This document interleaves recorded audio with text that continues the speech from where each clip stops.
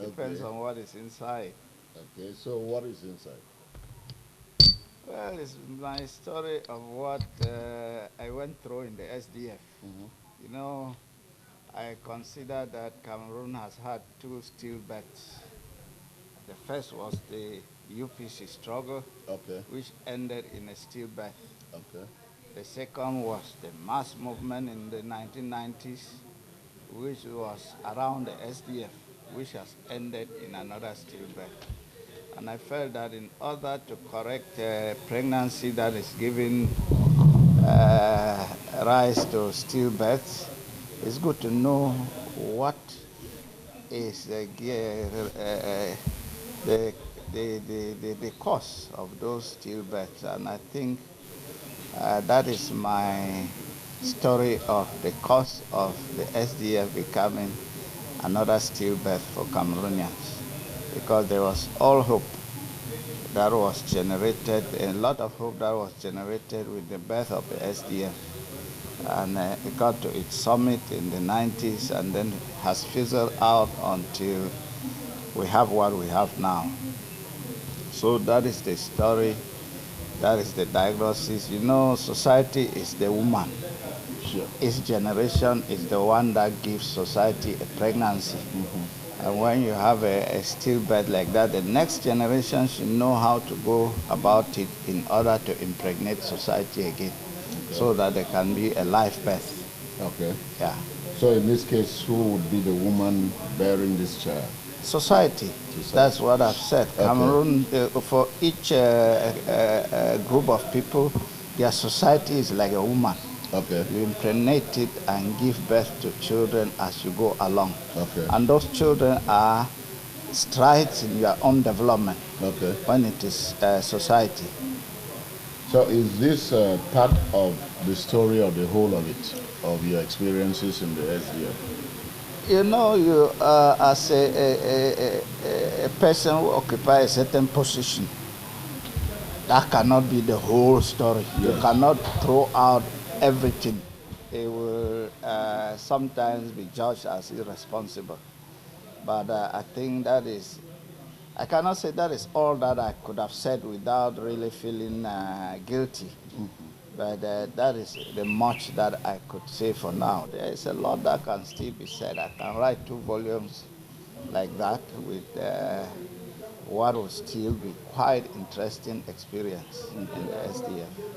Some people feel autobiographies are usually cleaned up. Is this one clean? No, I had that feeling that people could think that it is because some people dust up certain happenings and try to put themselves as the star, and then the others as virtually just players. But I really think that I have used a lot of documents, a lot of sources in the book to show that what I'm talking about is really reality, not a self-aggrandizement or some sort of trying to pull the blanket to my own side. See, as I read through the book, very interesting read, uh, I see fluctuations of different emotions. At one time, I didn't know whether you were angry, disappointed, or you are repentant or forgiving. I think all of that, all of that. You know, society, when you talk about society, you are talking about human beings. Yes. Those who create action in society are human beings. Okay. And all human beings have weaknesses. They have a strong side, they have a weak side. And so when you treat the human being without looking at those two aspects, you can drown their strength with their strengths with their weaknesses. Okay. So those have always to be balanced. But there are certain issues that were personal in a way that I felt personally frustrated, because when I look back, even after after writing the book, some of the information I've gathered, which I didn't have, really showed that I was like some stage clown that people were teleguiding and using for their own activities.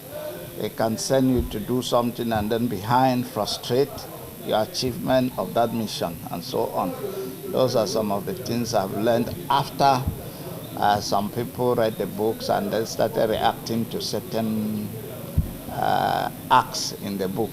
And so it's like that. Some issues get so personal, others are general issues, and so you have to have fluctuation of emotions. So would one of that be an example of page 138? You say at the next meeting, the chairman talked passionately about the Bafia conference and ridiculed Asonganyi and other NEC members that were in the classroom laughing. Well, not only that, the way it ended, I don't want to read the whole length of the phrase, but you ended by saying, we are not kindergarten. Even if I was laughing during the brawl, there must have been a reason why I was laughing.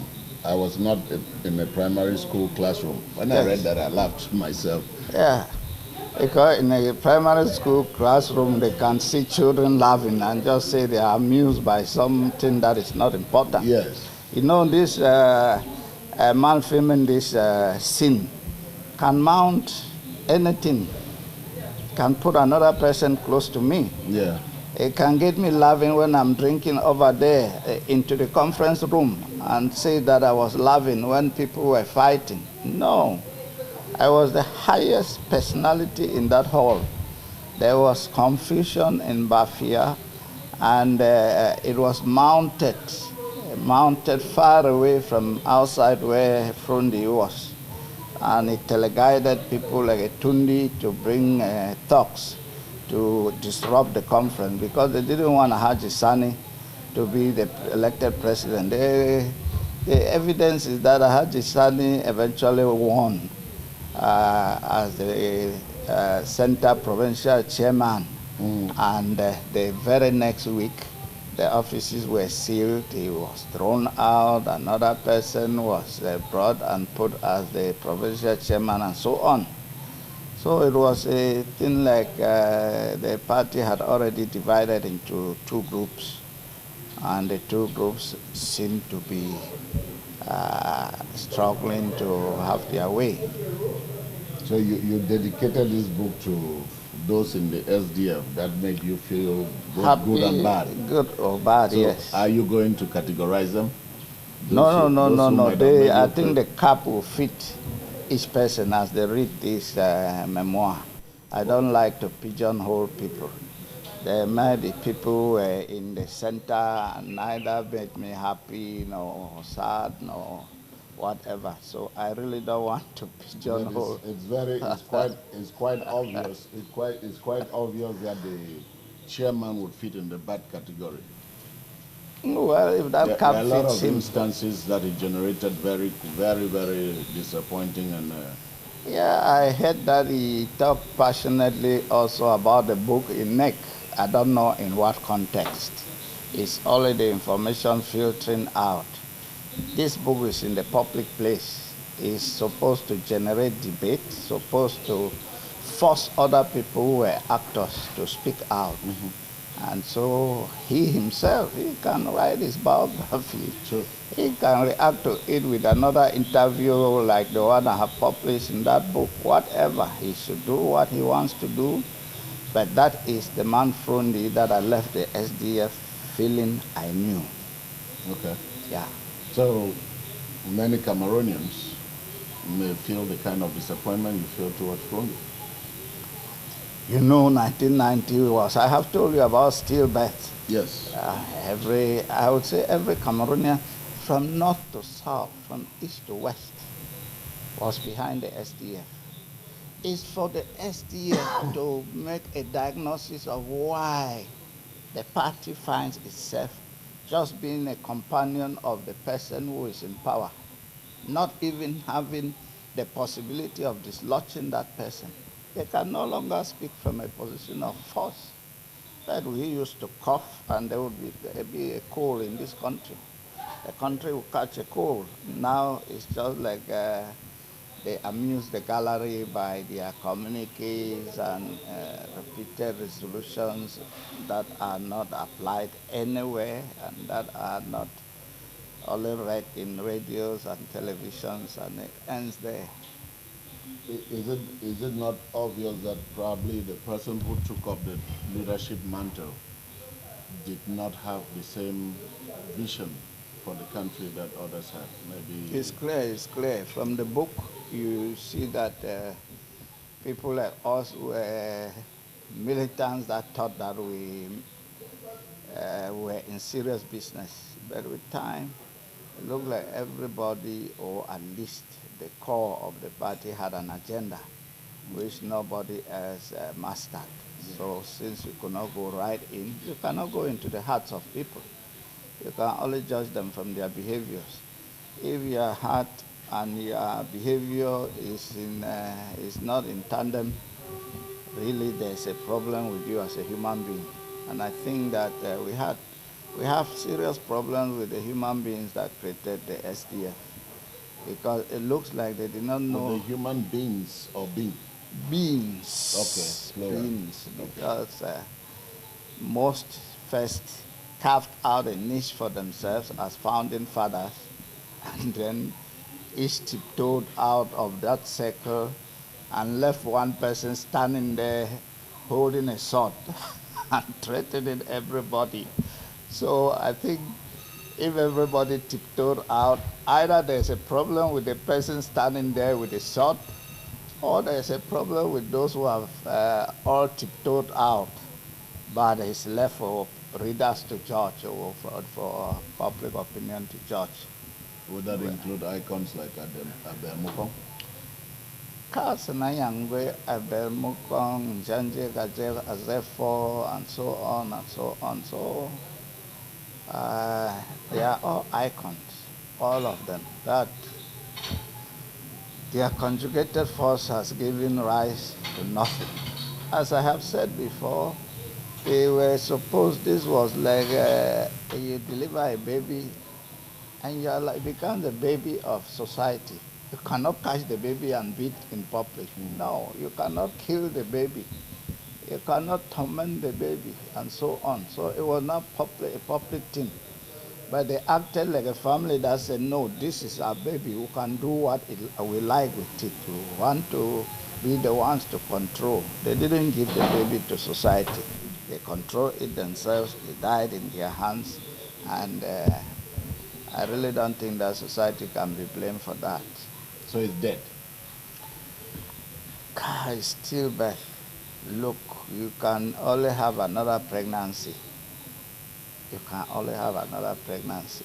So it's total stillbirth. It's, what do we make? It's possible that the same group can cause another pregnancy. It's possible, but a lot of that will depend on the effort they make. Because if they say that the problem with the pregnancy is the husband, you have to be careful. You cannot just jump and say, no, I must. You do the same thing every day and think that you will achieve a pregnancy. No. A medical doctor has to do a clear diagnosis. His hormones are not well regulated. Therefore, if he takes this drug, it will regulate his hormone and he will become potent, and so on. I talk in the imagery of the human being and a woman, because I always say society is a woman. Each time, when Frantz Fanon said that each generation has a mission that it can discover and fulfill or betray. Now, that mission is to impregnate your society with an idea and allow it to deliver something concrete. So when a generation misses that, you have missed your own mission. You can either miss it because you failed to identify it, or you identified it and betrayed it. So that is as simple as that. So when you fail, all human beings fall. The challenge is to rise. We cannot say the baby is dead and dead. At least the baby we thought would deliver by now it was a stillbirth.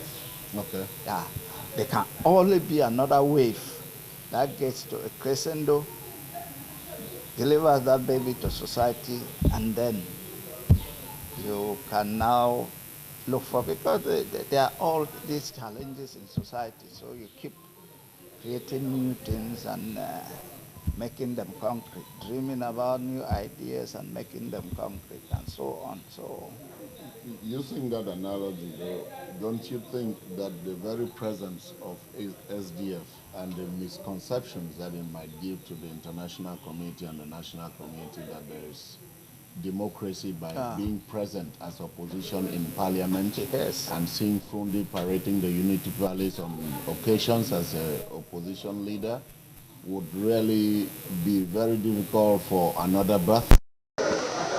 yeah, the electoral elections that took place in Cameroon need a scientific and psychological psychoanalysis and so on in order to know what transpired between Frundi and the regime. I will not say the SDF, because the man who was met at the last minute was Frundi. The rumors say that he was given 500 million to put up candidates all over the country so that the Senate will look democratic. I even understand that some foreign embassies helped to convince the SDF militants to accept to go to the elections. And that is not different from Buba Bello taking money in 1992 and going to presidential elections. So you see, we have gone full cycle, and the analysis that might come out eventually will be that the SDF has been more damaging to the emergence of Cameroon as a democratic country than the positive contribution that its activities and whatever have done to push the country ahead. I really think that it has been like a blocking force, because when you look around, other countries can form coalitions throughout their own government, and you see the sacrifice that leaders of opposition parties like the SDF in other countries make. You can see in Aquino was not a leader of a party, but she came back as a wife that had a lot of sympathy across the country, and the leader of the strongest party in the Philippines decided to step aside. Aquino came in, he accepted to be vice president, and that was tinkered out by the Archbishop of Manila. And so that has not been able to happen in Cameroon. Is it because of Frundi? I say yes. Because of what I lived in the coalition in 2004. The coalition scattered just because in choosing the common candidate, they placed Frundi third. But the rules of the coalition, as you read in that book, was that that vote did not say that even if you came out first, you would need to sit and negotiate and bring in a mediator so that they can choose between you and me, or between the three that were shortlisted. But he stormed out, and the coalition came to an end. Idem in the tripartite, he could have, as the leader of the opposition, gathered his forces. He stormed out, drove away to Douala or wherever, and left the others in Yaoundé to do what they wanted to do alone. So these were like actions that were sterile. You want to show Cameroonians that, no, I cannot sign a communique of betrayal, but you have not signed it alone. All others have signed. So when you say that, you alienate those who have signed, and the distance between you and those people only broadens. So all those led to the opposition becoming suspicious of each other, becoming a competitive group, whatever their size or the numbers in their parties. They became equals, and they competed among themselves what Ebini could do, Asonganyi can do. Ebini is called a president, I am called a president. So all that led to a stalemate, and nothing could emerge from that, and nothing has emerged from that up to now. You think that what you, at the very high level of the party and the opposition setup, learned through experience, the international community were quick to see the irrelevance of Fundi? I'm not sure. You know, I can give you an example. When he left house arrest, I had gone with Abel Mukong to Washington, and he came, and at the press club, we even went to a senator's office that was coming to the meeting at the press club. And his discussion there was not much to take home. And I could watch international journalists and other people walking out from that meeting that very first time. And I saw a downward movement in that international exposure for Fundi. That is 1992. 1992. Yeah, the book tells you that during house arrest, he was negotiating to form a council of state, where they were telling him that he will be the president. Okay. President. Okay. And Paul Biya, the chairman of that council of state, Paul Biya would continue to be head of state of the country. So even when people were dying in the streets, yes, they were carrying out negotiations. Okay. At least that's the information published in that book that Siga Asanga, my predecessor, left with me. Somehow he didn't have a good relationship when he left, as you will see. Yes. But he could filter that information to me in a file that he didn't hand to me, but he placed where he was sure I would see it and pick it up. And I picked it up. Everything was in his handwriting. And so, right, please. And as much as we knew, Biya could be considered in certain angles a constitutional criminal. Yeah. Because there are a lot of things that especially the one that is very obnoxious, is the changing of the name of the country to La République du Cameroon. As much as we wanted him out, could we at this time, with the experiences we are having, with all the mountain from all over, like you said, across the board, Anglophone, Francophone, voting for an Anglophone to be president of this country, that is the hands of God that saved us from Fundi becoming the president of this country? No, no. You know, the people will learn by doing. If Fundi became president in 1992, he will be history by now. Another president would have been voted to replace him. So the taste of the pudding is in the eating, as is usually said. It's very important for a people to have the experience of changing leadership through their own will. Good or bad, for good or for bad. For good or for bad, because they will move forward. You see, the American War of Independence, following that, because when they fought, they thought that it was the British that were their problem.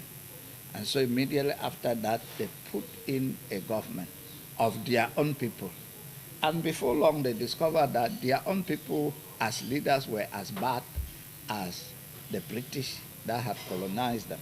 So they discovered that it was the governance architecture that was in place that was the problem, not the human being that was there. That is the problem. That is why they went to Philadelphia to hammer out a new constitution for America that will allow them to have a government that will be responsible to the people, that will govern according to certain rules and regulations.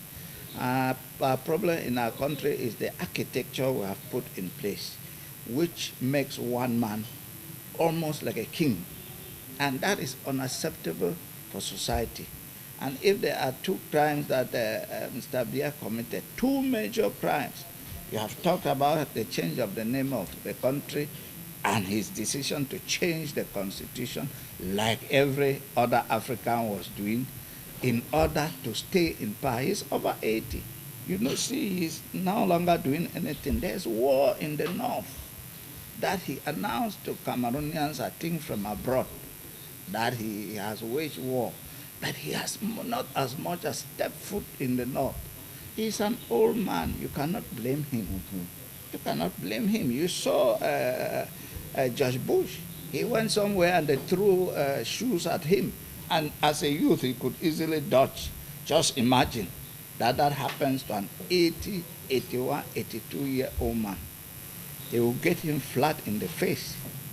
And so all that is taken into consideration. He can no longer provide the leadership that we had, that we need to have in order to move the country ahead as a 21st century country, and in order to face the sort of challenge that we are facing in the northern part of the country now.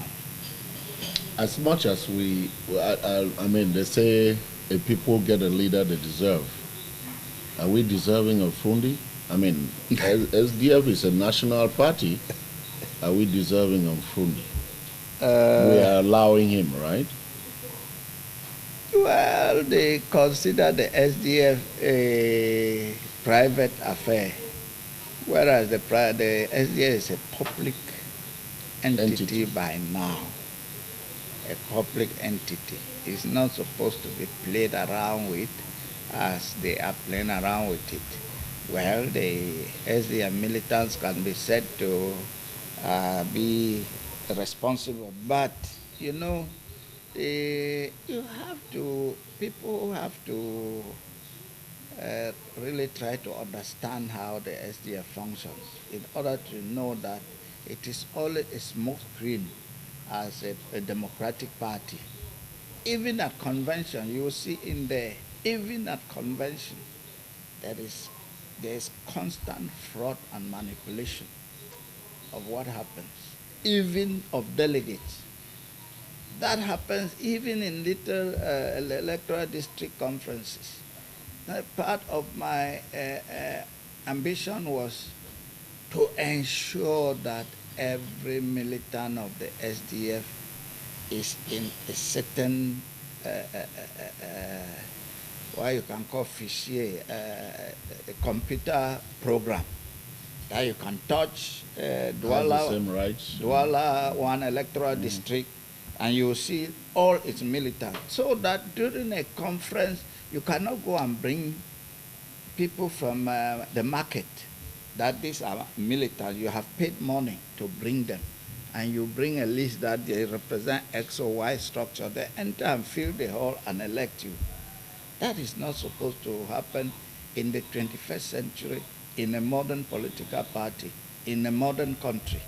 So they are supposed to have a list of their militants that is available to the summit, available to themselves, can be consulted. Like we are having electoral registers now. You can go to the net, you type a certain website, and you see your name and your electoral, your voting polling station, your card number, and so on. Within the SDF or within the nation? The nation. Okay. I'm saying that is possible within a political party. Yes. A political party. I wouldn't say the SDF. A political party.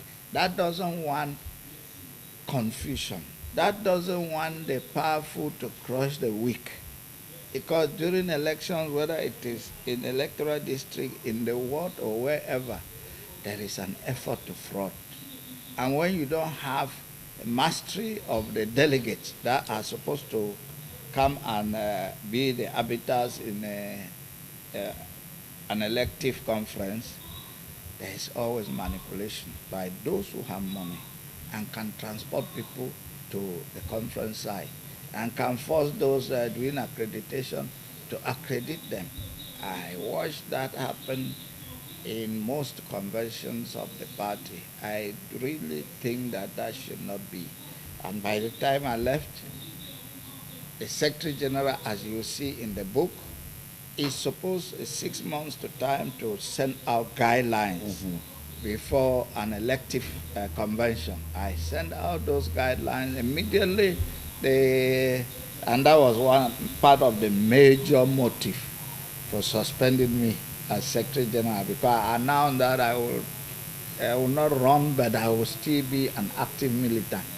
So they changed that. They said, oh, they cannot computerize the delegate list. They will get to convention on that day. Each provincial chairman will bring his delegate. We shall just register them there. That is the source of the fraud. Those from the north, most never ever come from the north. They go to Mokolo Market or wherever and get people who look like they have come from the north. And then they register them for conventions and so on. So those things, they happen. Those are human weaknesses that only rules and regulations and practices can control. If you put, whether it's Asonganyi or whoever as the chairman of the SDF, with that architecture in place, what is different from the chairman of a Democratic Party? He is chairman of the party. He presides over NEC meetings. He presides over the National Investiture Committee. He presides over the Advisory Council. He presides over the convention. He keeps the money? Hey! He keeps the money, right? He doesn't keep the money, but he has virtually all the money.